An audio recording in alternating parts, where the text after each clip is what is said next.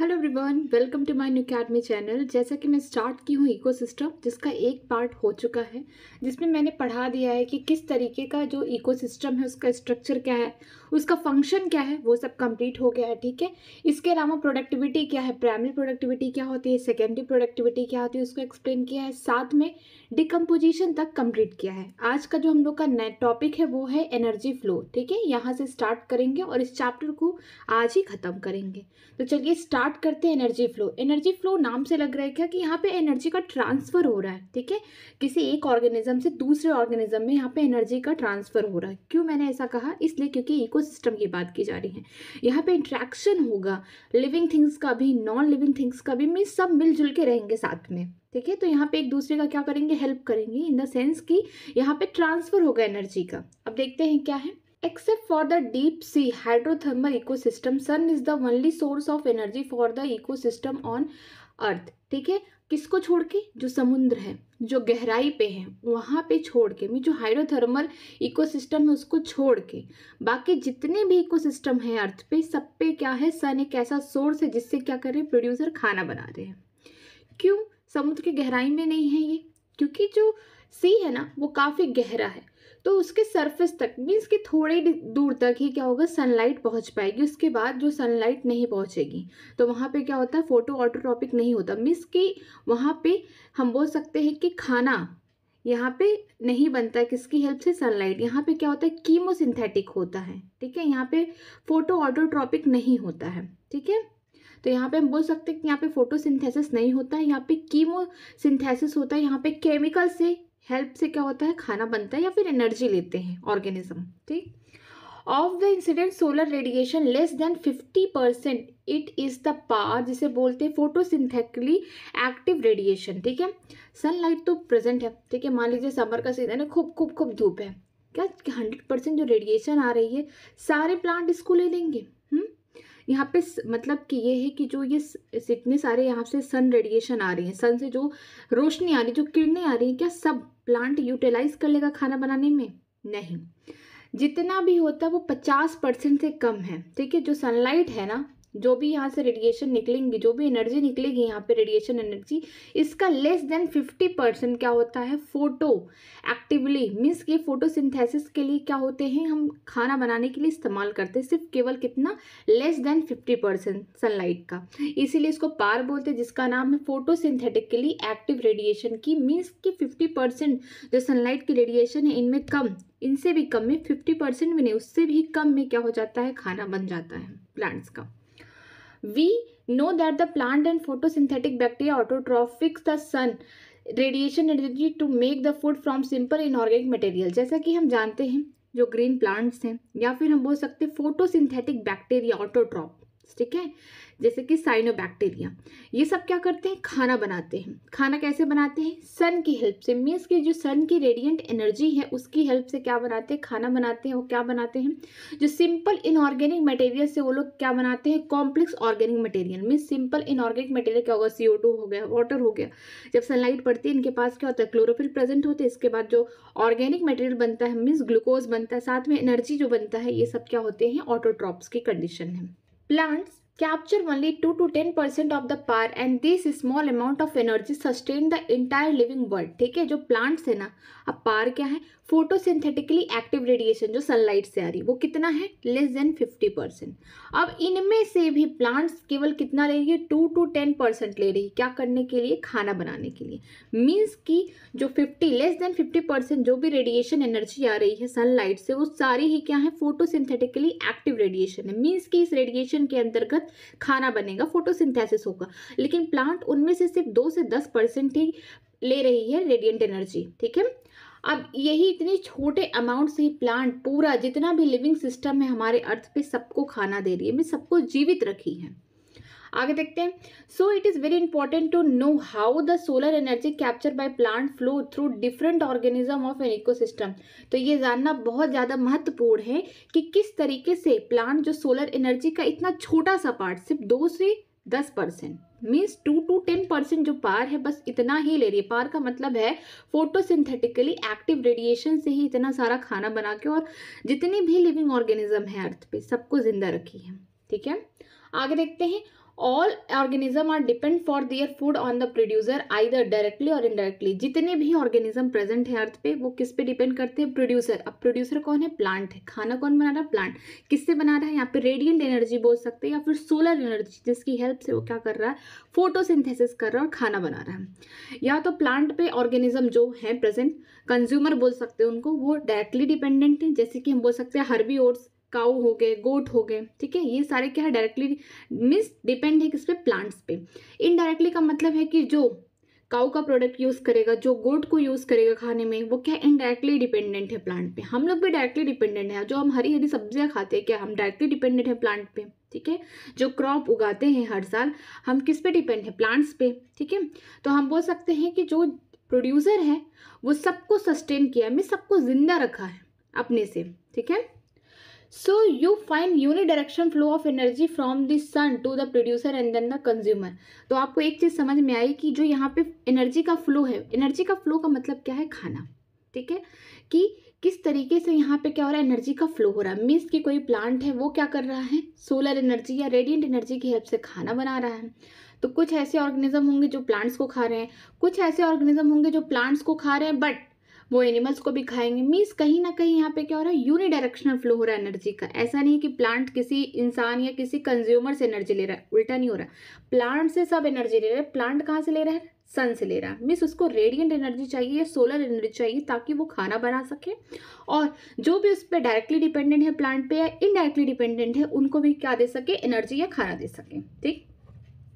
आगे देखते हैं। इस लॉ को हम बोलते हैं फर्स्ट लॉ ऑफ थर्मोडायनेमिक्स। ऐसा क्यों? क्योंकि यहाँ पे क्या है? जो प्लांट है वो ट्रांसड्यूसर जैसा काम करेंगे। मीन्स कि यहाँ पे वो सोलर एनर्जी को चेंज कर रहे हैं, हम बोल सकते हैं खाना बना, फिर वो हीट लॉस में भी चेंज हो जाएगा। जो भी प्लांट है, ठीक है, उसको कोई खाया ऑर्गेनिज्म, उसको कोई खाया, मीन्स वो मर गया, तो 100% एनर्जी कभी सीधे फ्लो नहीं होती है जो उसको खाता है, मीन्स कंज्यूमर में, ठीक है। 10% ही जाती है, बाकी 90% जो होगा उसने यूटिलाइज किया होगा अपने मैकेनिज्म में। कुछ जो एनर्जी है उसके सराउंडिंग में हीट लॉस के थ्रू निकल गई होंगी, रिलीज हो गई होंगी, ठीक है। आगे देखते हैं। Further ecosystem are not exempted from the second law of thermodynamics. जो इकोसिस्टम है वो सेकेंड लॉ थर्मोडायनेमिक्स पे नहीं है। यहाँ पे एनर्जी जो फ्लो होगा वो सेकेंड लॉ थर्मोडायनेमिक्स पे है कि 10% क्या हो रहा है? एनर्जी फ्लो होगा एक ट्रॉपिक लेवल से उसके ऊपर सक्सेसिव ट्रॉपिक लेवल्स में, ठीक। They need a constant supply of energy to synthesize the molecule they require to counteract the universal tendency toward the increasing disorderedness, ठीक है। जो प्लांट्स हैं उन्हें कॉन्स्टेंटली सप्लाई चाहिए सोलर एनर्जी का, तभी वो खाना बना पाएंगे। और जो उन पे डिपेंड है, मीन्स जो भी उन्हें खा रहे हैं या फिर जो इंडायरेक्टली डिपेंड है, उनको भी क्या है? आगे सर्वाइव करने के लिए या फिर आगे जो फ्लो है एनर्जी का, तभी वो रह पाएंगे। तो इनको मतलब कि प्लांट को कॉन्स्टेंटली क्या चाहिए? एनर्जी चाहिए। इसीलिए सेकेंड लॉ पे नहीं डिपेंड कर रही है, फर्स्ट लॉ ऑफ थर्मोडायनेमिक्स पे डिपेंड कर रहा है। लेकिन जो एनर्जी फ्लो होगा वो सेकेंड लॉ ऑफ थर्मोडायनेमिक्स पे डिपेंड करेगा। आगे चलते हैं। The green plant in the ecosystem are called producer, ठीक है। जो ग्रीन प्लांट है किसी भी इकोसिस्टम में, हरे भरे जो पौधे हैं जो क्या कर रहे हैं? ऑटोट्रॉपिक नेचर के हैं, मीन्स कि खाना बना रहे हैं, उन्हें हम क्या कहते हैं? प्रोड्यूसर कहते हैं, ठीक है। In terrestrial ecosystem the major producer are herbivorous and the woody plant. हम बात करते हैं टेरेस्ट्रियल इकोसिस्टम की, जमीन पे जो इकोसिस्टम चल रहे हैं उनमें कौन होगा? मेजर प्रोड्यूसर कौन होगा? जो खाना बनाएगा वो होंगे हर्बी, मीन्स हम हर्ब्स को बोल सकते हैं। जितने भी ग्रीन प्लांट है, ये प्लांट प्रेजेंट है कहाँ पे? टेरेस्ट्रियल अर्थ, हम बोल सकते हैं जमीन पे, वो क्या है? वही मेन प्रोड्यूसर है, वही खाना बनाएंगे, फिर जो उन्हें कंज्यूम करेंगे, ठीक है, उनको फिर क्या होगा? एनर्जी इस तरीके से फ्लो होता हुआ चला जाएगा। Likewise, the producer in aquatic ecosystem are various species like phytoplankton, algae and higher plant, ठीक है। इसी तरीके से ही कहाँ पे हम प्रोड्यूसर देख रहे हैं? एक्वेटिक इकोसिस्टम में, पानी वाले में। नाम से लग रहा है फाइटोप्लैंक्टन, ऐसे पौधे जो पानी में फ्लोट कर रहे हैं उसी के डायरेक्शन में फाइटोप्लैंक्टन हो गए, एल्गी हो गए या हायर प्लांट, ये सब क्या कर रहे हैं? खाना बनाएंगे। मीन्स के जो खाना बनाएगा सीधे कैसे? सोलर एनर्जी को लेके फोटोसिंथेसिस करेगा, वो क्या होगा? प्रोड्यूसर होगा इकोसिस्टम में, ठीक है। आगे चलते हैं। You have read about the food chain and the web that exist in nature. जैसा कि आप पढ़ेंगे कि फूड चेन किस तरीके से होता है और जो फूड वेब है वो नेचर में एग्जिस्ट करता है, मीन्स के सब एक दूसरे पे डिपेंडेंट होते हैं। अभी हम लोग आगे उसे पढ़ेंगे। स्टार्टिंग फ्रॉम द प्लांट, सबसे पहले जो किसी भी हम बोल सकते हैं फूड चेन या इकोसिस्टम या फिर फूड वेब, किसी का जो पार्ट है सबसे पहले स्टार्ट कहाँ से होता है? प्लांट से होता है। प्लांट क्या है? प्रोड्यूसर है। of food chain or rather the web are formed such that the animal feed on plant or the another animal in turn to food for another। ठीक है, यहाँ पे क्या है कि जो प्लांट से किसी भी इकोसिस्टम हो गया, चाहे फूड चेन हो गया, चाहे फूड वेब हो गया, क्या होंगे, प्लांट प्रोड्यूसर होंगे, मीन्स वो खाना बनाएंगे। अब उनको कौन खाएगा, ठीक है, वो क्या होगा, कंज्यूमर हो गए, या फिर उस एनिमल को कौन खाएगा, जो प्लांट को खाए। ऐसे साइकिल चलती रहेगी, ठीक है, इसी तरीके से चेन फॉलो होगा। द चेन और the web is form because of this interdependency. जो चेन है या फिर वेब है, फूड चेन या फूड वेब, ये किस तरीके से आगे बढ़ता रहेगा, ये एक दूसरे के ऊपर क्या है, निर्भर है, एक दूसरे के ऊपर डिपेंड है, ठीक है, इसी वजह से आगे चेन इस तरीके से बढ़ता रहेगा। मान लीजिए कोई प्लांट है, ठीक है, उसने खाना बनाया, वो प्रोड्यूसर है, उसको किसी ने इंसेक्ट ने खाया।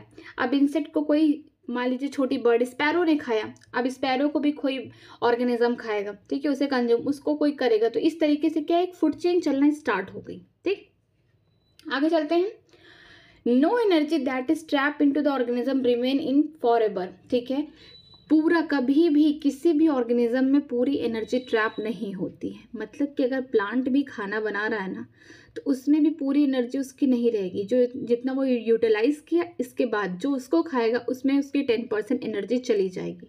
मान लीजिए कोई ऑर्गेनिज्म है जिसकी डेथ हो गई, ठीक है, तो उसमें भी ना पूरी एनर्जी नहीं रहेगी। कहीं ना कहीं उसने हीट लॉस कर दिया, कहीं ना कहीं उसने अपने मैकेनिज्म में यूज़ किया, अपने यूज़ किए, इसके बाद जो उसको खाएगा सिर्फ उसको 10% एनर्जी मिलेगी, मीन्स 90% सब खत्म हो गया इधर उधर। ओके, आगे देखते हैं। The energy trap by producer hence is either passed on the consumer और द ऑर्गेनिज्म डाइट। ठीक है, जो एनर्जी कहाँ ट्रैप है, प्रोड्यूसर मीन्स प्लांट में। जो ऐसे ऑर्गेनिज्म है या फिर बोल सकते हैं ऐसे प्लांट्स है जो खाना बना रहे हैं, ठीक है, प्लांट्स ही नहीं खाना बनाते, कुछ ऐसे माइक्रोब्स होते हैं जो क्या करते हैं, फोटो ऑटोट्रॉपिक, जैसे साइनोबैक्टीरिया हो गई, कभी कभी यूक्लिना भी क्या करती है, ऑटोट्रॉपिक वाला नेचर शो कर देती है। ठीक है, तो ये क्या है, वो खाना बनाएंगे। तो इसमें क्या होगा कि इनकी एनर्जी किसको पास्ट होगी, जो इनको खाएगा, कंज्यूमर, या फिर जब इनकी डेथ हो जाएगी उस समय भी क्या होगा, कुछ इन्वायरमेंट जो सराउंडिंग है वहाँ पे भी हीट लॉस के फॉर्म में इनकी एनर्जी लॉस हो जाएगी, या फिर मरने के बाद भी डिकम्पोजर्स तो रहेंगे जो उनको डिकम्पोज करेंगे इन्वायरमेंट में या नेचर में, तो उनको भी क्या होगी, एनर्जी मिलेगी। Death of organism is the beginning of detritus of food chain and web. अगर किसी ऑर्गेनिज्म का डेथ हो गया तो क्या हो गया, वेस्टेज है, हम इसे डेट्रस भी कह सकते हैं। तो किसी ऑर्गेनिज्म का डेथ, या फिर हम बोल सकते हैं वेस्टफुल चीज़ है जो ऑर्गेनिक है, ठीक है, ऐसा नहीं है कि हम प्लास्टिक फेंक दें तो ये क्या है कि ये डिट्रस साइकिल का मीन्स ये फूड चेन चलेगा, नहीं। जो ऑर्गेनिक है या बोल सकते हैं बायोडिग्रेडेबल है, ठीक है, ये सब क्या है, ये सब बोल सकते हैं रॉ मटेरियल, ये शुरुआत करते हैं किसका, डिट्रस फूड चेन का। ठीक है, मीन्स डिकम्पोजर जिसमें काम करते हैं उनका खुद का अलग से अपना चेन है। All animal depend on plant directly और indirectly for their food need. जितने भी एनिमल हैं अर्थ पे, सब किस पे डिपेंड्स हैं, प्लांट्स पे, मीन्स प्रोड्यूसर पे डायरेक्टली डिपेंडेंट है या फिर इनडायरेक्टली डिपेंडेंट है। They are hence called consumer. किसको कह रहे हैं कंज्यूमर, जो डिपेंड है किस पे, प्लांट में या प्रोड्यूसर पे, उन्हें हम क्या कह रहे हैं, कंज्यूमर, क्योंकि वो उनको खा रहे हैं डायरेक्टली या फिर इनडायरेक्टली उन्हीं को खा रहे हैं, प्लांट्स को खा रहे हैं। And also called heterotroph. उन्हें हेट्रोट्रॉप इसलिए बोला जा रहा है क्योंकि उनके पास एबिलिटी नहीं है खुद से खाना बनाने की, मीन्स फोटोसिंथेसिस करने के लिए। ठीक, if they feed on the producer the plant are called primary consumer. ठीक है, अगर कोई ऑर्गेनिज्म या कोई एनिमल डायरेक्टली क्या किया, प्लांट को खा लिया, ठीक है, प्लांट्स को ही खा लिया, ठीक है, चाहे वो इंसेक्ट हो गया या डायरेक्टली ह्यूमन ही हो गया या बर्ड, मतलब अलग अलग स्पीसीज भी हो सकते हैं। यहाँ पे ज़रूरी नहीं है कि कोई एक ही स्पीसीज होगा, नहीं, जो डायरेक्टली सिर्फ प्लांट्स को खाना हो तो उसे हम क्या बोलेंगे, प्राइमरी कंज्यूमर, जो पहली बार क्या खा रहा है, प्लांट या प्रोड्यूसर को खा रहा है। ठीक है, आगे देखते हैं। And if the animal eat other animal which in turn the eat the plant of the produce, they are call secondary consumer. अब मान लीजिए यहाँ पे प्लांट है, उसको किसने खाया, गोट ने खाया, ठीक, ये गोट है, उसने खा लिया इसको। अब गोट को चाहे ह्यूमन ने खा लिया एज अ मीट, या फिर इसको लायन ने खा लिया, तो ये जो ह्यूमन या फिर हम बोल सकते हैं लायन, ये क्या है, सेकेंडरी कंज्यूमर है, क्योंकि उसको खा रहे हैं जो प्राइमरी कंज्यूमर है वो किसको खा रहा है, प्लांट को। तो इस तरीके से हम ये भी देख सकते हैं कि हम लोग भी या ह्यूमन या फिर लायन भी क्या इनडायरेक्टली डिपेंडेंट है किस पे, प्लांट्स पे भी। ठीक है, आगे देखते हैं। आगे लिखा है like wise you would have tertiary consumer. ऐसे ही जो ह्यूमन या लायन को खाता है उनके पास भी क्या होंगे, टर्शरी कंज्यूमर होंगे। ठीक है, obviously the primary consumer will be herbivores. ठीक है, जो प्राइमरी कंज्यूमर होंगे वो हर बार हर्बीवोर्स होंगे। क्यों, क्योंकि वो तो सिर्फ घास खा रहे हैं, सिर्फ प्लांट्स को खा रहे हैं, मीन्स कि वो प्योरली क्या है, हम बोल सकते हैं वेजिटेरियन है। ठीक, तो हम इसको कह सकते हैं हर्बीवोर्स। ठीक है, जो प्राइमरी कंज्यूमर होंगे, जो प्लांट्स को खा रहे हैं। Some common herbivores are insect, birds and mammal in terrestrial ecosystem. ठीक है, अब टेरेस्ट्रियल इकोसिस्टम की बात की जा रही है कि जो common herbivores means primary consumer जो है, जो प्लांट्स को डायरेक्टली खा रहे हैं, वो कौन हो सकते हैं? इंसेक्ट्स हो सकते हैं, छोटे छोटे इंसेक्ट्स हो लग सकते हैं, या फिर बर्ड भी डायरेक्टली प्लांट्स को खा रहा है। बर्ड कैसे प्लांट्स को खाएगा? जो अनाज लगेंगे प्लांट में, कहीं ना कहीं उसको खा रहा है, तो वो क्या है? प्लांट का ही प्रोडक्ट है, एज अ पार्ट है प्लांट का। ठीक, और मैमल्स, ठीक है, वो भी क्या करें? प्लांट्स को खा रहे हैं। मैमल्स में हम लोग भी आते हैं, प्लांट्स को खा रहे हैं। इसके अलावा Mollusca in the aquatic ecosystem. ठीक है, जो एक्वेटिक इकोसिस्टम है उसमें जो मोलस्कस हैं वो क्या है? प्राइमरी कंज्यूमर है। ठीक है, वो फाइटोप्लैंक्टन को डायरेक्टली खा रही हैं। The consumer that feed on these herbivores are called carnivores, are more correctly primary carnivore, दो the secondary consumer। ठीक है, अब ये जो herbivores है ये तो प्राइमरी कंज्यूमर थे, अब इनको जो खाएगा वो क्या होगा? वो कहीं ना कहीं हम उसको बोल सकते हैं सेकेंडरी कंज्यूमर। मान लीजिए प्लांट है, ठीक, इसको कौन खा रहा है? एक इंसेक्ट खा रहा है। ठीक है, अब ये क्या है? इसके लिए तो प्राइमरी कंज्यूमर है, लेकिन इस इंसेक्ट को कोई खा रहा है, मान लीजिए कोई बर्ड है, वो क्या होगी? सेकेंडरी कंज्यूमर होगी। हम ये भी कह सकते हैं कि कार्निवोर्स है, मीन्स कि ये मांस खा रही है, किसी एनिमल का मीट खा रही है, तो कार्निवोर्स हो गई। तो हम इसको ये भी बोल सकते हैं प्राइमरी कार्निवोर्स। ठीक है, प्राइमरी का मतलब इसने सबसे पहले ये काम किया। ठीक, those animal that depend on the primary carnivore for food are labelled secondary carnivores. ठीक है, अब कुछ ऐसे एनिमल होंगे जो किस पे डिपेंड होंगे? प्राइमरी कार्निवोर्स पे, मीन्स ये देखिए प्लांट है। ठीक है, अब इसको कौन खा रहा है? मान लीजिए गोट खा रही है। ठीक है, ये क्या हो गई? प्राइमरी कंज्यूमर या हर्बीवोर्स हो गई। इसको मान लीजिए ह्यूमन ने खाया, ये क्या हो गया? सेकेंडरी कंज्यूमर हो गया। और इसको हम बोल सकते हैं प्राइमरी कार्निवोर्स। और ह्यूमन को मान लीजिए लायन ने खा लिया, बहुत बड़ा गलती हो गया। ठीक, यहाँ पे लायन ने खा लिया ह्यूमन को, तो ये क्या हो गया? सेकेंडरी कार्निवोर हो गया, या फिर हम बोल सकते हैं 1 2 3 ये टर्सरी कंज्यूमर हो गया। ठीक है, ये था सेकेंडरी कंज्यूमर, ये हो गया टर्सरी, और इसको हम बोल सकते हैं ये प्राइमरी कार्निवोर था, तो ये सेकेंडरी कार्निवोर था। इसी तरीके से चेन बढ़ता हुआ चला जाता है।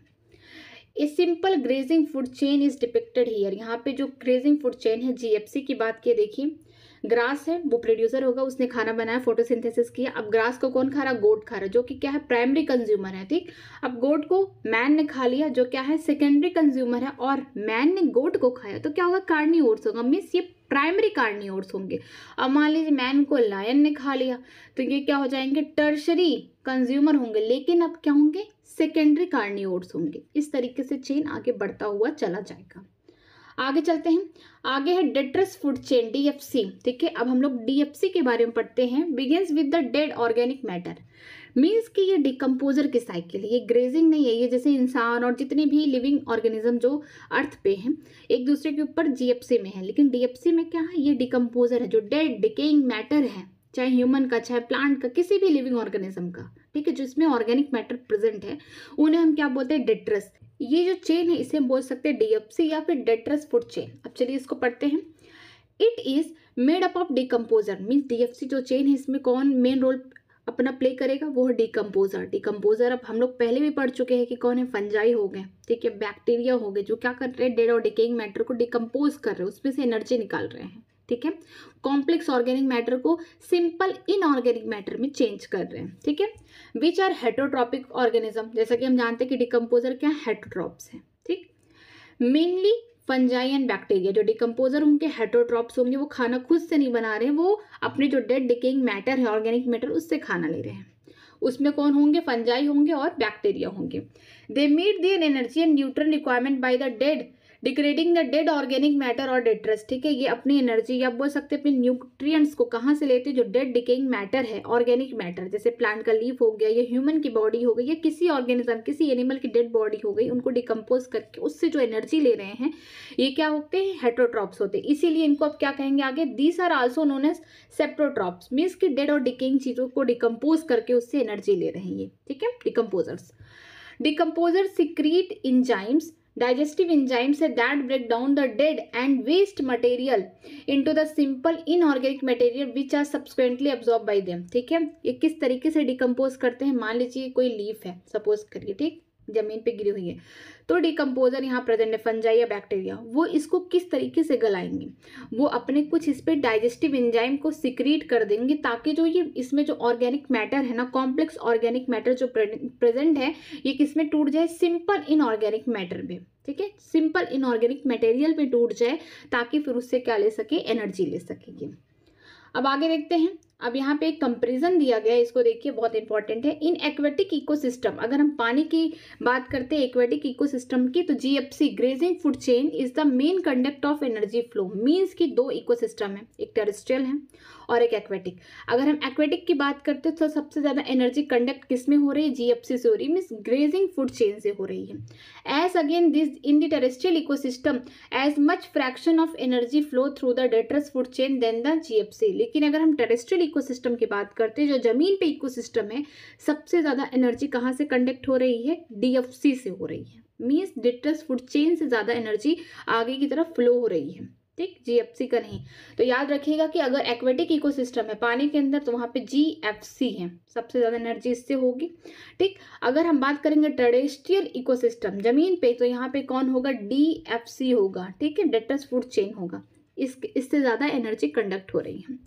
Detritus food chain may be connected with the grazing food chain at some level. Some of the organism of DFC are prey for GFC animal in the natural ecosystem, and some animal like cockroach, crow, etc. are omnivores. ठीक है, कि जो detritus food chain है, DFC की बात करते हैं, इनके कुछ ऐसे ऑर्गेनिज्म होते हैं जो प्रे होते हैं किसके, जीएफसी के, ठीक। अब प्रे कैसे हो सकते हैं, हम लोग जीएफसी में आते हैं, ग्रेजिंग फूड चेन में आते हैं, हम क्या करते हैं, प्लांट पे डिपेंड है, या प्लांट को जो हर्बीवोर्स खा रहा है उसको खा के हम लोग अपना पेट भर रहे हैं, हमको एनर्जी मिल रही है। लेकिन जो डीएफसी है, ये तो पूरा बोल सकते हैं डिकम्पोजर वाली पूरी फैमिली चल रही है यहाँ पे, ठीक है, पूरी पार्टी जो है डिकम्पोजर वाली है। लेकिन क्या होता है, जो फंजाई, क्या हम लोग मशरूम नहीं खाते हैं, मशरूम क्या है, फंगस है ना, तो वो भी क्या है, डिकम्पोजर है, वो हम तो खाते हैं ना। तो कहीं ना कहीं जो डीएफसी के कुछ ऑर्गेनिज्म क्या है, प्रे हैं, इनके जीएफसी वाले एनिमल के, ठीक है, जो मशरूम है, ठीक है, बैक्टीरिया है, कुछ जो यूजफुल बैक्टीरिया होती है, जैसे कि हम लोग क्या खाते हैं, दही, दही में क्या प्रेजेंट है, बेनिफिशियल बैक्टीरिया मीन्स लैक्टोबैसिलस, ठीक, ये क्या करती है, विटामिन B12 की क्वालिटी को बढ़ा देती है, क्वांटिटी को बढ़ा देती है हमारी बॉडी में, ठीक है। तो ये सब क्या है, ये सब डिकम्पोजर है, चाहे बैक्टीरिया चाहे फंजाई, लेकिन कहीं ना कहीं जीएफसी वाले उनको क्या कर रहे हैं, फीड कर रहे हैं, खा रहे हैं उनको, ठीक। तो ऐसा भी देखने को मिलता है किसी पॉइंट पे। फूड चेन ऐसा नहीं कि 3-4 ऑर्गेनिज्म, नहीं, बहुत बड़ा होता है, ठीक है। आप कुछ ऐसे ऑर्गेनिज्म जैसे कि कॉकरोच हो गए, क्रो, ये ओमनीवोरस होते हैं, मीन्स प्लांट्स को भी खाएंगे और इंसेक्ट्स को भी खाएंगे, मीन्स कि ये बोल सकते हैं कि कार्निवोर्स भी हैं, हर्बीवोर्स भी हैं, ठीक। These natural interconnection of food chain make the food web. इस तरीके का जो कनेक्शन है, चाहे कार्निवोर्स है, चाहे प्रोड्यूसर है, कंज्यूमर है, ओमनीवोर्स है, मतलब बहुत सारे ऑर्गेनिज्म उसी में आ गए, तो इसी को क्या बोलते हैं, फूड वेब, ठीक है, पूरा जाल बन गया है यहाँ पे सबका।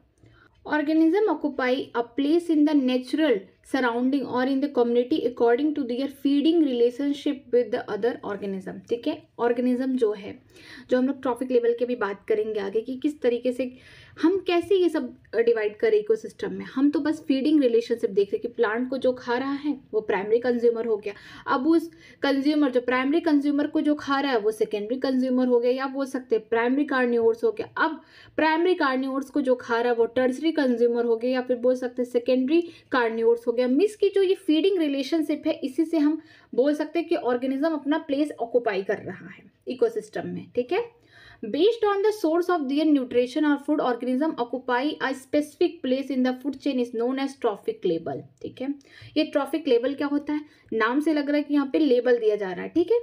लेबल कैसे देंगे कि किस तरीके का न्यूट्रिशन, किस तरीके का फूड ऑर्गेनिज्म खा रहा है, प्लांट्स को खा रहा है तो हर्बीवोर्स होगा, अगर कोई मीट खा रहा है, किसी एनिमल को खा रहा है तो कार्निवोर्स होगा। मीन्स कि हम न्यूट्रिशन या फूड को देख रहे हैं, किस तरीके का उनका क्या है फीडिंग पैटर्न है, उसको देख के हम कह रहे हैं कि प्लांट किस जगह पे फूड चेन में ऑक्युपाई करेगा अपना जगह, ठीक है। मान लीजिए प्रोड्यूसर होगा, उसको जो खाएगा वो कंज्यूमर होगा, इसके बाद जो उसको खाएगा वो सेकेंडरी कंज्यूमर होगा, या बोल सकते हैं प्राइमरी कार्निवोर्स, उसे जो खाएगा वो सेकेंडरी कार्निवोर्स होगा या टर्सरी कंज्यूमर होगा। मीन्स कि हम बोल सकते हैं जिस तरीके से जो प्रोड्यूसर को कोई और खा रहा है उसे कोई और खा रहा है, मीन्स ये जो फूड चेन बनता हुआ चला जा रहा है ना, तो इसी को हम क्या बोलेंगे, ट्रॉफिक लेवल बोलेंगे, कि सबको अपना अपना एक जगह दे दिया गया है, ठीक है, किसी फूड चेन में।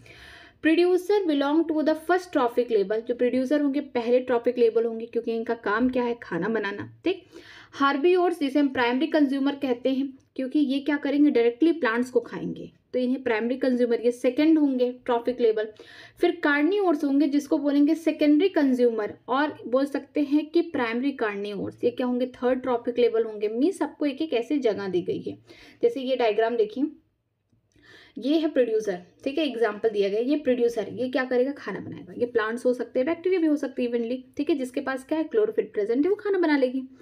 अब ये इसको क्या बोलेंगे, प्राइमरी, इसको हम बोलेंगे, हम बोल सकते हैं इसको प्रोड्यूसर, या फिर बोल सकते हैं फर्स्ट ट्रॉफिक लेवल। ठीक है, इसमें फाइटोप्लैंक्टन आ गए, ग्रासेस आ गई, एल्गी आ गए, ट्री आ गए, मतलब बहुत सारी जो हरी हरी चीज़ें हैं, मीन्स कि जिनके पास क्लोरोफिल है, जिनके पास एबिलिटी है कि वो सनलाइट के प्रेजेंस में खाना बना सकती है, उन्हें हम क्या बोलेंगे, प्रोड्यूसर बोलेंगे। और कहाँ पे प्रेजेंट होंगे, फर्स्ट ट्रॉफिक लेवल पे। ठीक, जो हम बोल सकते हैं हर्बीवोर्स है वो किस में आएंगे, सेकंड ट्रॉपिक लेवल में आएंगे। अब इनमें कौन कौन होगा, जो प्लैंकटन, जो एक्वेटिक इकोसिस्टम में जिसको देखा था, ग्रास होपर्स हो गए, मीन्स इंसेक्ट हो गया, काउ हो गया, जो किसको खा रहा है, डायरेक्टली प्लांट्स को खा रहा है। ठीक है, अब जो थर्ड, या बोल सकते हैं थर्ड ट्रॉफिक लेवल पे कार्निवोर्स आएंगे, जिन्हें हम बोल सकते हैं सेकेंडरी कंज्यूमर, या फिर बोल सकते हैं प्राइमरी कार्निवोर्स। ठीक है, ये क्या होंगे, सेकेंडरी कंज्यूमर होंगे। जैसे बर्ड्स हो गई, जो किसको खाएगी, जो इंसेक्ट्स हैं, ग्रास ऊपर इनको खाएगी। फिशेज हैं, मीन्स जीव प्लैंकटन को खाएंगे। वुल्फ किसको खाएगी, काऊ को भी खा लेगी। ठीक है, फिर आएगा फोर्थ ट्रॉपिक लेवल, जिसमें हम बोल सकते हैं कि टॉप कार्निवोर्स आएंगे। इसमें मैन हो गया, लायन हो गया। ठीक है,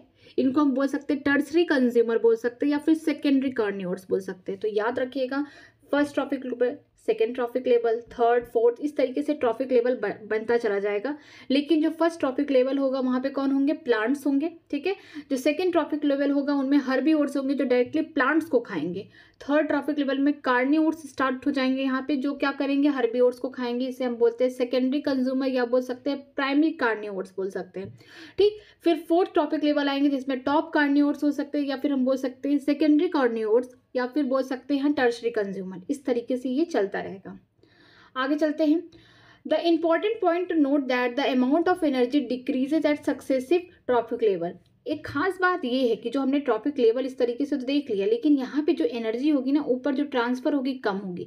फिर यहाँ जो इनको खाएगा उनमें एनर्जी कम, मीन्स कि यहाँ पे ट्रांसफर होगा एनर्जी का, बट कम होगा। किससे कम होगा, उनके जो नीचे वाले ट्रॉपिक लेवल हैं। प्लांट में बहुत एनर्जी होगी, ठीक है, प्रोड्यूसर में बहुत एनर्जी होगी, जो इनको पहली बार खाएगा, मीन्स प्राइमरी कंज्यूमर, इनमें ना पूरी एनर्जी नहीं जाएगी प्लांट्स की, इसमें थोड़ा जाएगा। फिर इनको जो खाएगा उसका थोड़ा जाएगा। फिर इनमें जो खाएगा इनको टर्सरी कंज्यूमर, इनमें थोड़ा जाएगा। मीन्स की एनर्जी का जो फ्लो होगा ना, कम होगा। एस सक्सेसिव लेवल पे बढ़ते ऊपर जाते हुए क्या होगा, जो नीचे वाले जो बॉटम में ट्रॉपिक लेवल होंगे उनसे कम होगा।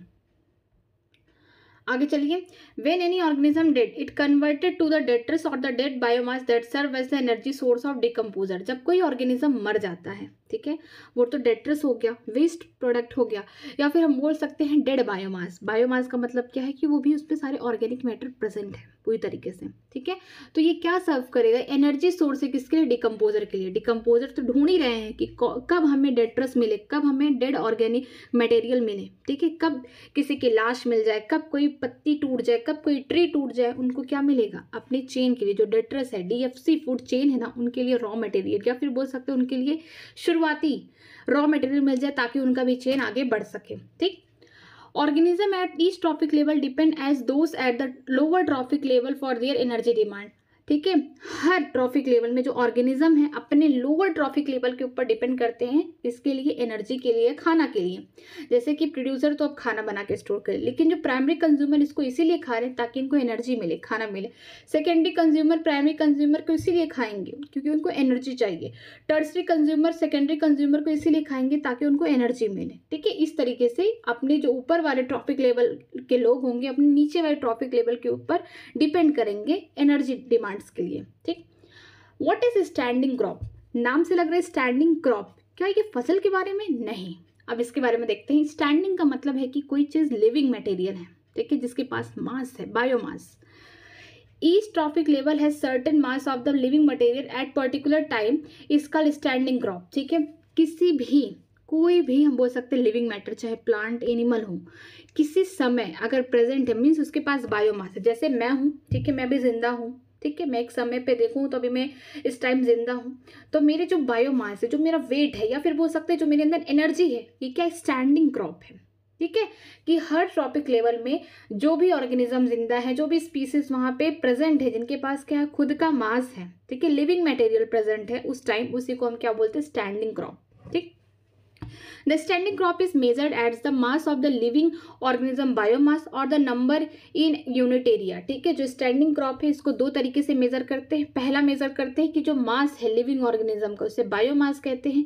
ठीक, दूसरा बोल सकते हैं कि कितने नंबर में, मान लीजिए मैं इस रूम में हूँ, यहाँ पे 10 लोग हैं, तो यहाँ पे जो 10 लोगों का वेट होगा या वो बायोमास होगा, इसके हिसाब से हम बोल सकते हैं स्टैंडिंग क्रॉप। ठीक, the biomass of species express in term of fresh and dry weight. ठीक है, जो बायोमास है किसी भी स्पीसीज का, इसको एक्सप्रेस करते हैं फ्रेश या ड्राई वेट में। अब फ्रेश और ड्राई वेट क्या होता है?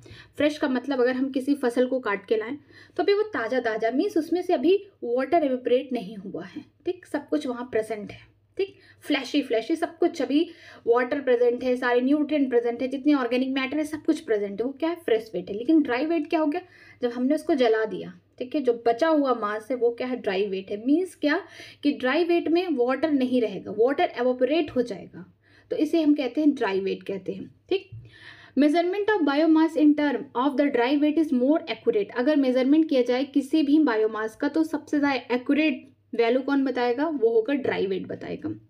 The number of trophic level in the grazing food chain is restricted at the transfer of energy flow 10% law. Only 10% of the energy is transferred to each trophic level from the lower trophic level। ठीक है, जो ढेर सारे trophic level बने हैं, हम देख रहे हैं कि जो ऊपर वाले ट्रॉफिक लेवल है वो अपने नीचे वाले ट्रॉफिक लेवल से एनर्जी ले रहे हैं, खाना ले रहे हैं। लेकिन यहाँ पे एक चीज़ की रिस्ट्रिक्शन है कि जो एनर्जी फ्लो होगा ना नीचे वाले से ऊपर वाले में ट्रॉफिक लेवल में, इसका केवल 10% एनर्जी ऊपर में आएगा। फिर इसको जो खाएगा तो इसमें भी सिर्फ 10% जाएगा इसका। ठीक, फिर इसको जो खाएगा, मीन्स कि यहाँ देखिए, यहाँ जो भी इसका एनर्जी होगा इसका बस 10% ऊपर जाएगा।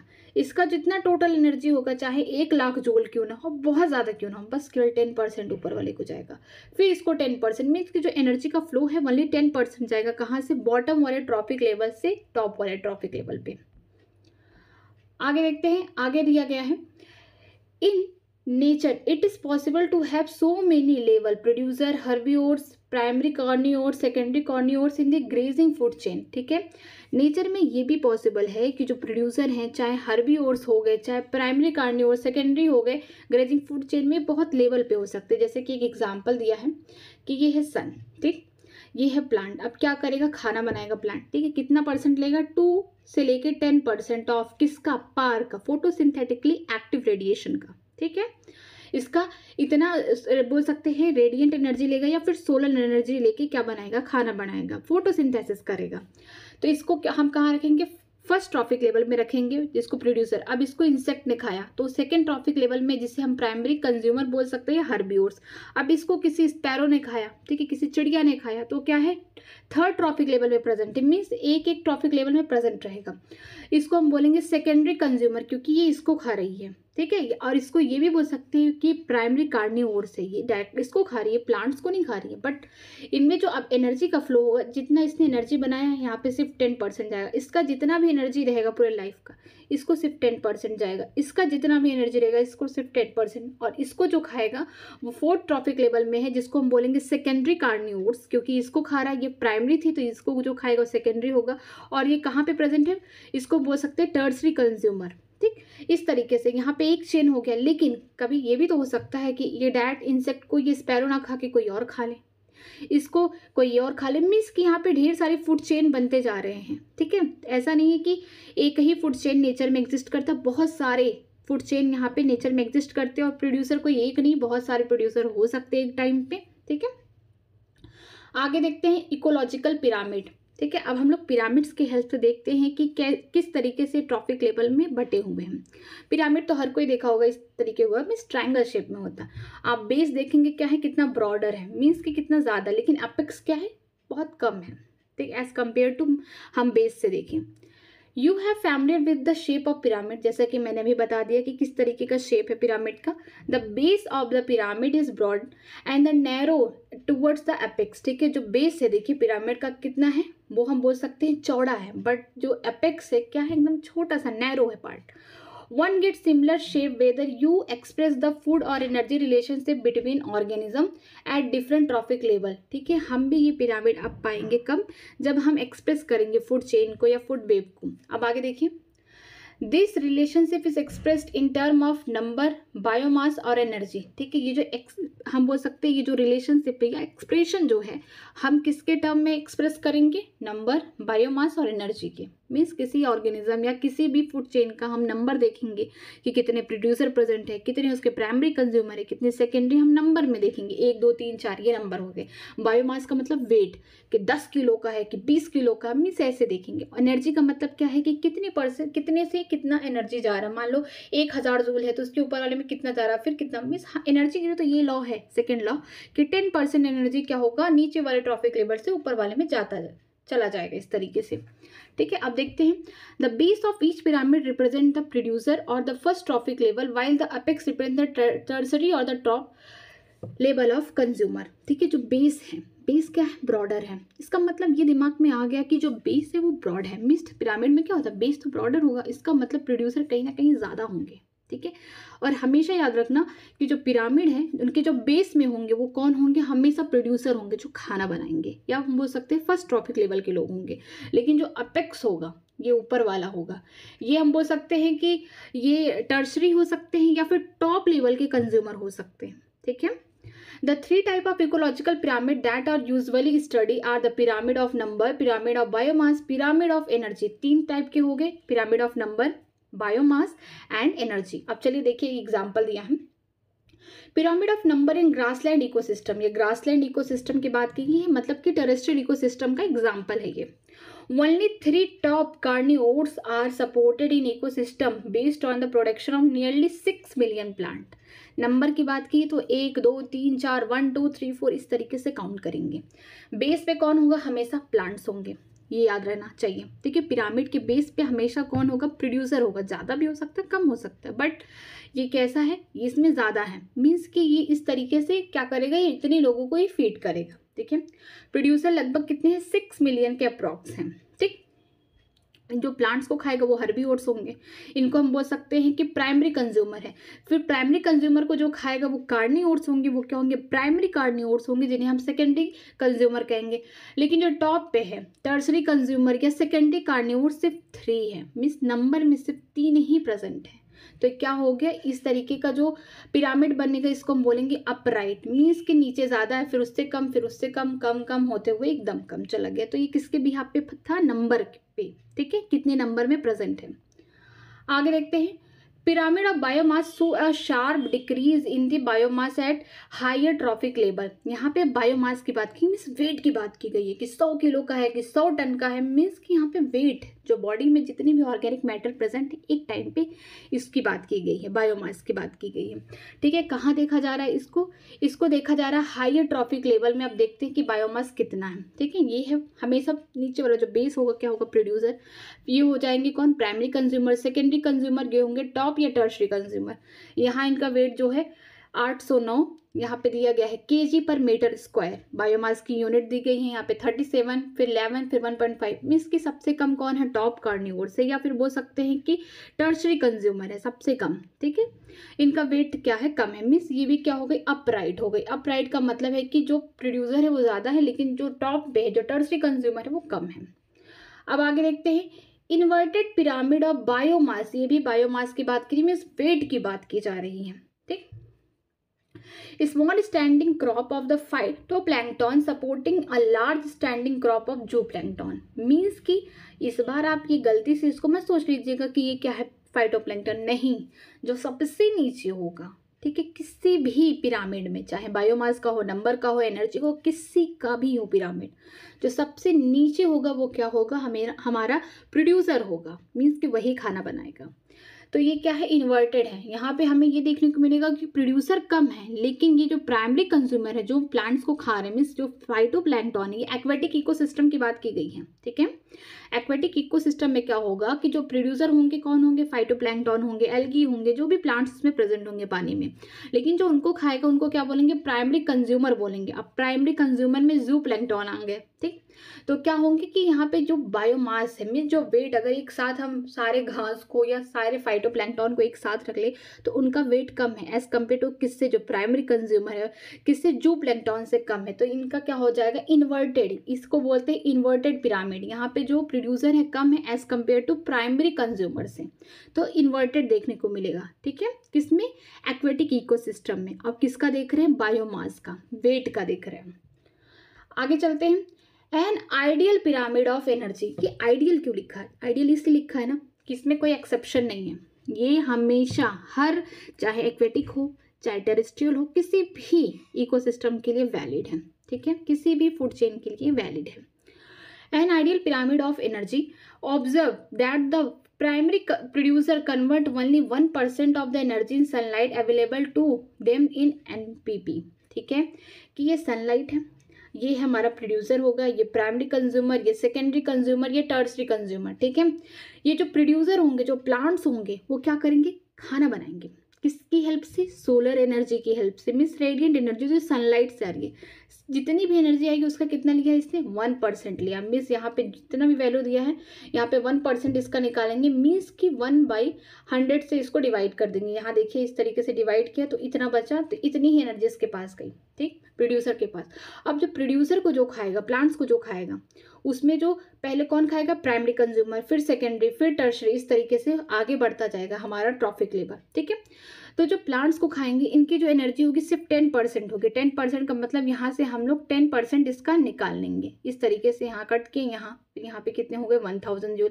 फिर 1000 जूल का हम क्या करेंगे, 10% निकाल लेंगे इस तरीके से, देखिए इस तरीके से, तो 100 जूल। फिर हम 100 का 10% निकाल लेंगे, यहाँ देखिए 10% निकाल लिया, कितने हो गए, 10 जूल। मीन्स कि हर ट्रॉफिक लेवल पे, जो सक्सेसिव ट्रॉफिक लेवल पे एनर्जी जा रही है नीचे वाले से ऊपर, तो केवल 10% ही एनर्जी यहाँ पे जा रही है, ठीक। ये भी क्या है, अपराइट पिरामिड है। आगे देखते हैं। Any calculation of energy content, biomass और number has to be include all the organism at their trophic level. कोई भी कैलकुलेशन हो, चाहे एनर्जी कंटेंट में, बायोमास में, नंबर में, ये सब सारे ऑर्गेनिज्म के कहाँ देखने को मिलेंगे हमको, ट्रॉफिक लेवल पे। यहाँ पे ही देखने को मिला कि यहाँ पे इतनी एनर्जी है, फिर इसका 10% यहाँ प्रेजेंट है, यहाँ इसका 10%, यहाँ इसका 10%, मीन्स कि हमको यहाँ पे कैलकुलेशन देखने को मिल रहा है। No generalization we make will be true if we take only a few individual at any trophic level in account। कोई ऐसा जनरलाइजेशन नहीं है कि हम कुछ ही इंडिविजुअल को ले सकते, कहाँ पे, किसी भी ट्रॉफिक लेवल पे। जैसे ऑल्सो गिवन ऑर्गेनिज्म में occupy more than 1 trophic level simultaneously, means कि कुछ ऐसे ऑर्गेनिज्म होते एक से ज़्यादा, हम बोल सकते ट्रॉफिक लेवल को ऑक्यूपाई करते। जैसे मैं एक एग्जाम्पल दे रही हूँ, ये वाला देखिए, नंबर में बोल रही हूँ। प्रोड्यूसर है, खाना बना यहाँ, ठीक, खाना बन गया, प्लांट होंगे। मान लीजिए यहाँ पे इंसेक्ट ने खाया तो प्राइमरी कंज्यूमर, इंसेक्ट को अगर बर्ड ने खाया, ये बर्ड है, ठीक है, तो ये हो गई सेकेंडरी कंज्यूमर या प्राइमरी कार्निवोर्स हो गई। अब यहाँ पे मान लीजिए कोई एनिमल है जो बर्ड्स को भी खा गया, क्या हो गया, टर्सरी कंज्यूमर या सेकेंडरी कार्निवोर्स हो गए। यहाँ पे बर्ड कहाँ पे आई है, बर्ड्स को ध्यान पे देखिए, ये आई है 3rd ट्रॉफिक लेवल पे आई है, ठीक है, 3री ट्रॉफिक लेवल पे। मान लीजिए प्रोड्यूसर है, खाना बनाया, अब इसमें जो सीड है, बहुत सारे ग्रेन्स हैं मीन्स खाने में, ठीक, इसको सीधे इस बार बर्ड ने डायरेक्टली खा लिया, तो ये क्या हो गई, प्राइमरी कंज्यूमर। बर्ड को किसने खाया, किसी एनिमल ने खाया, और एनिमल को भी किसी एनिमल ने खा लिया, ठीक है। तो इस बार देखिए बर्ड कहाँ पे आ गई, 2nd ट्रॉफिक लेवल पे। मतलब कि हम ये कह सकते हैं कि कोई भी स्पीसीज डिफरेंट ट्रॉफिक लेवल पे एक समय पे प्रेजेंट हो सकती है। ऐसा नहीं है कि बर्ड अगर आ रही है सेकेंडरी कंज्यूमर में, मीन्स कि 3rd ट्रॉफिक लेवल में तो हमेशा यहीं रहेगी, वो टॉप पे भी आ सकती हैं, लेकिन कभी प्रोड्यूसर नहीं हो सकती, कभी 1st ट्रॉफिक लेवल पे कोई नहीं आ सकता है, ठीक है। आगे देखते हैं। गिवन स्पेसिस में occupy more than 1 trophic level in same ecosystem at the same time, हमने देख लिया। अब जैसे एग्जांपल इसमें दिया है, sparrow is the primary consumer. Primary consumer तब होगी when it eat the seed, fruit, P and secondary consumer when it eat the insect and worms. ठीक है, ये प्राइमरी कंज्यूमर तब होगी जब डायरेक्टली प्लांट्स को खा रही है, चाहे उसका फ्रूट खा रही है, चाहे उसका सीड खा रही है, चाहे मटर के दाने खा रही है, क्या हो रही है यहाँ पे प्राइमरी कंज्यूमर हो रही है।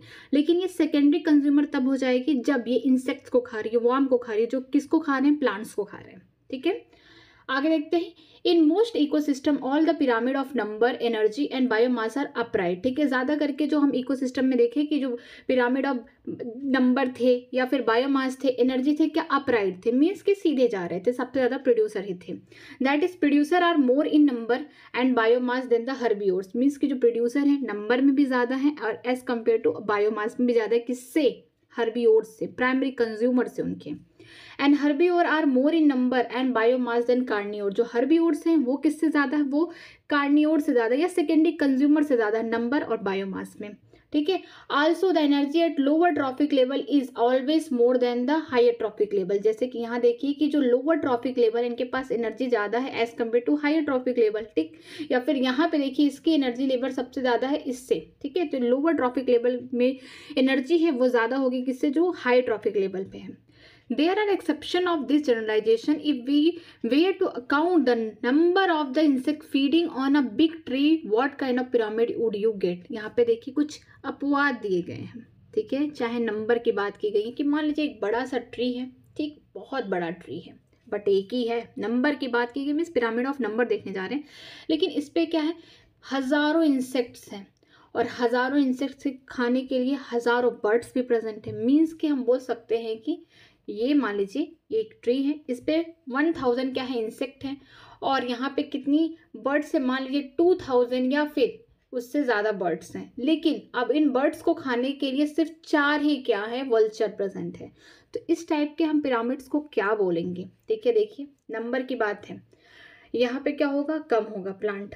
ठीक है, एक ही पेड़ है लेकिन इस पे हज़ारों इंसेक्ट है। अब वो हज़ारों इंसेक्ट खाने के लिए हज़ारों बर्ड्स है, लेकिन उनको खाने के लिए सिर्फ 4 वल्चर प्रेजेंट है। मीन्स कि इस टाइप का हमें पिरामिड यहाँ देखने को मिलेगा, स्पिंडल टाइप का। ठीक है, ना ज़्यादा प्रोड्यूसर है ना ज़्यादा इनके टॉप कंज्यूमर है। ठीक, now one can estimate the number of small bird depending on the insect and also the number of larger bird eating the smaller. Draw the shape and you will get। ठीक है, हमने वही draw किया कि plant एक है, means की tree एक है, उस पर हज़ारों इंसेक्ट्स लगे हैं और उनको खाने के लिए लाखों बर्ड्स है, मीन्स हज़ारों बर्ड्स है, बट उन्हें खाने के लिए बहुत कम अमाउंट में बोल सकते हैं कि सेकेंडरी या फिर बोल सकते हैं सेकेंडरी कार्निवोर्स या टर्शरी कंज्यूमर प्रेजेंट है।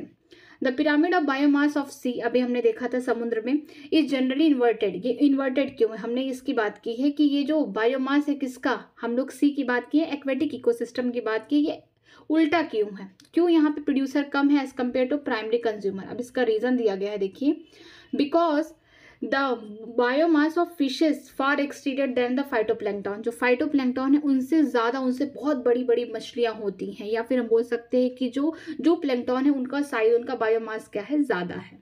ठीक है, pyramid of energy is always upright होते हैं and can never be inverted because when energy flow from particular trophic level to next trophic level some energy is lost as a heat and each step. जैसे कि हमने देखा कि energy, यहाँ पे pyramid of energy क्या हमेशा upright रहेगी, इसीलिए इसको आइडियल बोला गया कि इसमें कोई भी एक्सेप्शंस नहीं है। ठीक है, हमेशा अपराइट ही चलेंगी। क्यों, क्योंकि यहाँ से जो एनर्जी यहाँ पे 10% पास हुई, कुछ इसकी एनर्जी क्या होगी, हीट लॉस में, इन्वायरमेंट में चली जाएगी, कुछ अपने इससे यूज़ किया, फिर यहाँ से एनर्जी ऊपर वाली जो ट्रॉफिक लेवल है 10% जाएगी, इसके ऊपर में 10, मीन्स कि यहाँ पे जो एनर्जी का फ्लो होगा सबसे ज़्यादा किस में होगा, उसके नीचे वाले ट्रॉफिक लेवल में एनर्जी होगी, फिर जो ऊपर वाले लेगा सिर्फ उसमें 10% ही जाएगी, इसकी कुछ एनर्जी क्या है, हीट के फॉर्म में लॉस हो जाएगी एनवायरमेंट में। ठीक है, इसीलिए क्या है, अपराइट है। Each bar is the energy pyramid indicate the amount of energy present in each trophic level in a given time or annually per unit area। ठीक है, जो हर बार मीन्स कि जो ये बार्स दिखा रहे हैं हमें, ये इसमें क्या है, एनर्जी है किसी ट्रॉफिक लेवल की किसी एक समय पे, या फिर वो टाइम बोल सकते हैं कि कितना हो सकता है, वो एनुअल हो सकता है, पर यूनिट एरिया, एक एरिया को लेके एक सालाना भी देख सकते हैं इसमें कितना एनर्जी प्रेजेंट है, कितना अमाउंट। आगे देखते हैं, however there are certain limitation. आप देखिए पिरामिड्स तो हमने पढ़ लिए, चाहे पिरामिड ऑफ नंबर हो, ठीक है, चाहे बायोमास का हो, चाहे एनर्जी का हो, लेकिन अब इसमें भी क्या है, कुछ लिमिटेशंस है, हम उनके बारे में पढ़ने जा रहे हैं। Of ecological pyramid such as it does not take account of same species belonging to two और मोर ट्रॉफिक लेवल। इसने एक बार में ही, कहीं हमने ये नहीं देखा कि जो पिरामिड ऑफ नंबर है, बायोमास, एनर्जी की, एक बार में हम किसी स्पीसीज को 2 ट्रॉफिक लेवल पे रखें, ऐसा कहीं देखा है? बट हाँ, हमने ये कहा है कि कोई एक स्पीसीज 2 ट्रॉफिक लेवल पे कभी भी हो सकती है, किसी भी बोल सकते हैं किसी भी पिरामिड में, लेकिन एक टाइम पे नहीं है, ठीक है। आगे देखते हैं। It assume a small food chain. हम इसको एज्यूम कर रहे हैं कि स्मॉल फूड चेन है some time that almost never exist in nature. लेकिन ऐसा कभी कभी होता है कि नेचर में एग्जिस्ट ही नहीं करता। जिस तरीके से हमने बस नॉर्मली इस तरीके से ट्रॉफिक लेवल शो कर दिया कि इस तरीके से एनर्जी फ्लो हो रहा है, या फिर नंबर है, या फिर बोल सकते हैं बायोमास है, लेकिन ये बहुत सिंपल है। इस तरीके से बहुत मुश्किल है नेचर में होना, क्योंकि एक ही ऑर्गेनिज्म नहीं है, एक ही स्पीसीज नहीं है, बहुत सारी स्पीसीज हैं, तो कहीं ना कहीं एक दूसरे के ऊपर सब डिपेंड है। किसके लिए? फूड के लिए, एनर्जी के लिए। It does not accommodate the food web. इस तरीके से फूड वेव नहीं बनता है, इतना सिंपल, बहुत कॉम्प्लिकेटेड होता है। Moreover, saprophytes are not given any place in ecological pyramid even though they play a vital role in ecosystem। एक चीज हमने ये भी देखा कि कभी भी सेप्रोफाइट्स का मतलब डिकम्पोजर की कोई नामो निशानी नहीं है। चाहे हमने पिरामिड ऑफ नंबर पढ़ा, बायोमास पढ़ा या एनर्जी पढ़ा, कहीं हमने डिकम्पोजर का नाम ही नहीं लिया। लेकिन हम ये कह सकते हैं कि इनका बहुत ज़्यादा अच्छा रोल होता है, ठीक है, किसी भी इकोसिस्टम को मेंटेन करने के लिए। तो इनको हम लोग कहीं जगह ही नहीं दिए। तो 3 लिमिटेशन दी गई हैं। पहला ये है कि किसी एक स्पीसीज को हम एक साथ डिफरेंट ट्रॉपिक लेवल पे नहीं रखे हैं, होता है बट हमने एक साथ नहीं रखा। दूसरा ये कि फूड चेन इतना सिंपल नहीं होता है जितना दिखाया, नेचर में इतना ऐसे एग्जिस्ट नहीं करता, फूड वेव ऐसे नहीं बनता। तीसरा ये कि जो डिकम्पोजर है, जो सेप्रोफाइट्स है, उन्हें कहीं भी इकोलॉजिकल पिरामिड में कोई जगह नहीं दी गई। चलिए ठीक है, अब समरी देखते हैं। समरी में क्या दिया गया है। An ecosystem is structure and function unit of the nature and it is comprised abiotic and biotic component। हम जानते हैं कि इकोसिस्टम क्या हमारा स्ट्रक्चरल और फंक्शन यूनिट है नेचर का, एबायोटिक और बायोटिक कंपोनेंट से बना हुआ है, लिविंग और नॉन लिविंग थिंग्स से बना हुआ है। Abiotic component are the inorganic material like air, water, soil. हम बोल सकते हैं कि इनऑर्गेनिक मटेरियल है। इनऑर्गेनिक मटेरियल में कौन आ जाएगा? एयर आएगा, वाटर आएगा, सॉइल। ये सब किसका पार्ट है? एबायोटिक कंपोनेंट का है। Whereas the biotic component are the producer, consumer, decomposer. जो बायोटिक है, लिविंग है, उसमें कौन आएगा? प्रोड्यूसर आएगा, कंज्यूमर आएगा, डिकम्पोजर आएगा, ठीक है। Each ecosystem has characteristic of the physical structure resulting for the interaction among the abiotic and biotic. हम हर इकोसिस्टम में देख रहे हैं कि यहाँ पे फिजिकल स्ट्रक्चर देख रहे हैं, किस तरीके से एक दूसरे से क्या है उनका इंटरेक्शन है, चाहे वो एबायोटिक हो चाहे बायोटिक कंपोनेंट हो, ठीक। Species composition and the stratification are the 2 main structure feature of the ecosystem. अगर बोला जाए कि स्ट्रक्चरल फीचर क्या है इकोसिस्टम के, तो 2 होंगे कि किस तरीके से स्पीसीज की कंपोजिशन हुई।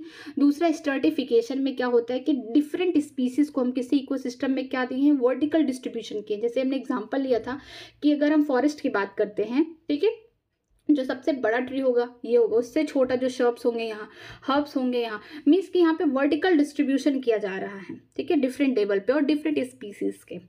Based on the source of nutrition every organism occupy a place in ecosystem, ठीक है, कि किस तरीके का सोर्स ऑफ न्यूट्रिशन है, खाते क्या है, सारे ऑर्गेनिज्म को इकोसिस्टम में उसी प्लेस में दिया गया है कि कोई प्लांट्स को खा रहा है तो उनकी जगह क्या है, कोई एनिमल्स को ही फीड कर रहा है उनकी जगह क्या है, तो उनको इस तरीके से इकोसिस्टम में रखा गया है।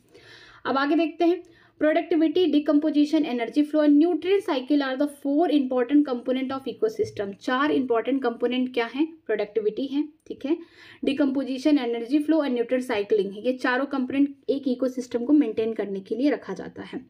Primary productivity is the rate of capture of solar energy और biomass production of the producer, ठीक है। जो प्राइमरी प्रोडक्टिविटी होती है, पहली बार खाना या पहली बार प्रोडक्शन होता है किसका? बायोमास का। किसके द्वारा होता है? सनलाइट की हेल्प से होता है, प्लांट्स बनाते हैं, इसी को हम बोलते हैं प्राइमरी प्रोडक्टिविटी। ये 2 टाइप के होते हैं, जिसको बोलते हैं cross primary productivity and net primary productivity, ठीक है। जो प्राइमरी प्रोडक्टिविटी होती है 2 टाइप की, जीपीपी, एनपीपी। अब देखिए, the rate of capture of solar energy of the total production of organic matter इसका जीपीपी, मीन्स कि जितना प्लांट है, जितने बायोमास या बोल सकते हैं जितना खाना बनाया, ऑर्गेनिक मैटर बनाया, किसकी हेल्प से? सनलाइट की हेल्प से, उस पूरे अमाउंट को, पूरे जो ऑर्गेनिक मैटर को हम क्या बोलते हैं, ग्रॉस प्राइमरी प्रोडक्टिविटी, मीन्स कि पूरा जो खाना तैयार है। NPP is the remaining biomass और the energy left after utilization of the producer. NPP क्या है, नेट प्राइमरी प्रोडक्टिविटी, मीन्स कि जो ग्रॉस प्राइमरी प्रोडक्टिविटी है उनमें से जो प्लांट यूज कर लिया है, जितना ऑर्गेनिक मैटर किस में यूज किया, रिस्पायरेशन लॉस में, उसको माइनस कर देंगे, जो बचा हुआ रहेगा उसी को एनपीपी, मीन्स की जीपीपी जो टोटल है बायोमास या ऑर्गेनिक मैटर बनाया किसने, प्लांट ने, उनमें से हम क्या करेंगे, रिस्पायरेशन लॉस को माइनस कर देंगे, तो इसको बोलेंगे एनपीपी। नेट प्राइमरी प्रोडक्टिविटी किसके लिए होगा, ये कंज्यूमर्स के लिए होगा। Secondary productivity is the rate of assimilation of the food energy by consumer. जो सेकेंडरी प्रोडक्टिविटी होती है ये कौन बनाते हैं, मीन्स कि यहाँ पे बनता है, फॉर्मेशन होता है फूड एनर्जी किसके द्वारा, कंज्यूमर के द्वारा। प्राइमरी हुआ तो मीन्स प्लांट ने खाना बनाया, अब यहाँ पे एनिमल या बोल सकते हैं जो कंज्यूमर्स हैं वो बना रहे हैं, क्या फॉर्मेशन कर रहे हैं ऑर्गेनिक मैटर का। आगे देखते हैं इन डिकम्पोजिशन। अब हम बात करेंगे डिकम्पोजिशन में। Complex organic compound of detritus are converted to carbon dioxide, water, inorganic nutrient by decomposer. ठीक है, डिकम्पोजिशन में क्या होता है कि जो कॉम्प्लेक्स ऑर्गेनिक मैटर है, जो प्लांट ने खाना बना लिया, अब उसकी मान लीजिए प्लांट की लीफ है, ठीक है, इसमें तो खाना बना ऑर्गेनिक मैटर प्रेजेंट है, जब ये टूट के गिर गया, ठीक है, इसका डिकम्पोजिशन होगा, कौन करेंगे, डिकम्पोजर, फंजाई हो गए, बैक्टीरिया हो गए, तो इनमें क्या प्रेजेंट है, ऑर्गेनिक मैटर प्रेजेंट है। तो डिकम्पोजिशन में क्या होता है कि जो कॉम्प्लेक्स ऑर्गेनिक मैटर होते हैं डिट्रस के, जो वेस्ट थिंग है, उनको कन्वर्ट किया जाता है किसमें, सिंपल इनऑर्गेनिक फॉर्म, जैसे CO2, वाटर और इनऑर्गेनिक जो न्यूट्रिएंट हो गए, ठीक है, जो आयंस होंगे, वो मिनरल्स होंगे, ठीक है, किसके द्वारा, डिकम्पोजर। डिकम्पोजर में बैक्टीरिया, फंजाई होंगे। Decomposition involve 3 processes, namely fragmentation हो गया of detritus like leaching and catabolism. यहाँ पे 3 ही प्रोसेस दिया गया है। जैसे पहला फ्रेगमेंटेशन, इसमें अर्थवर्म का बहुत बड़ा रोल होता है, वो छोटे छोटे पीस में केवल तोड़ देता है, ठीक। फिर क्या होगा, लीचिंग होगा एंड कैटाबॉलिज्म होगा। इसके अलावा क्या होता है, ह्यूमिनिफिकेशन होता है, और 5वां जो लास्ट होता है मिनरलाइजेशन होता है, पूरा मिनरल क्या होता है, सॉइल में मिल जाता है। Energy flow is unidirection. हम सब ने देखा कि एक ऐसा ही पिरामिड है, जो एनर्जी का पिरामिड है वो क्या है, यूनिडायरेक्शनल है, ठीक है, इसमें कोई एक्सेप्शन नहीं, तभी इसे हम आइडियल मानते हैं। First, plant capture solar energy and then food is transfer from the producer to decomposer. Means कि सबसे पहले प्लांट क्या करते हैं, रेडिएंट एनर्जी या सोलर एनर्जी को कन्वर्ट करते हैं ऑर्गेनिक मैटर में, मीन्स खाना बनाते हैं। इसके बाद जो उनको खाता है, फिर उनमें एनर्जी इस तरीके से 10% फ्लो होते जाते हो, कहाँ अल्टीमेटली पहुँचते हैं, डिकम्पोजर के पास, जो डेड ऑर्गेनिज्म को क्या कर रहा है, डिके, मतलब उसको सड़ा गला के उसमें से एनर्जी ले रहा है, ठीक। Organism of different trophic level in nature are connected to each other for the food और energy relationship forming a food chain। ठीक है, जो ऑर्गेनिज्म है डिफरेंट ट्रॉफिक लेवल में, ये एक दूसरे से कैसे जुड़े हुए हैं, सिर्फ किस वजह से, फूड या एनर्जी के रिलेशनशिप से जुड़े हुए हैं, मीन्स यहाँ पे तभी फूड चेन बन रहा है। The storage and movement of the nutrient element through the various component of ecosystem, इसे कहते हैं न्यूट्रिएंट साइक्लिंग। ठीक है, जो स्टोरेज है या फिर जो मूवमेंट हो रहा है न्यूट्रिएंट का, अब डिकम्पोजर क्या करेंगे, जो ऑर्गेनिक मैटर है, ठीक है, उसको ब्रेक करें इनऑर्गेनिक मैटर में, तो कुछ उसमें से मिनरल्स भी निकलेंगे, ठीक है।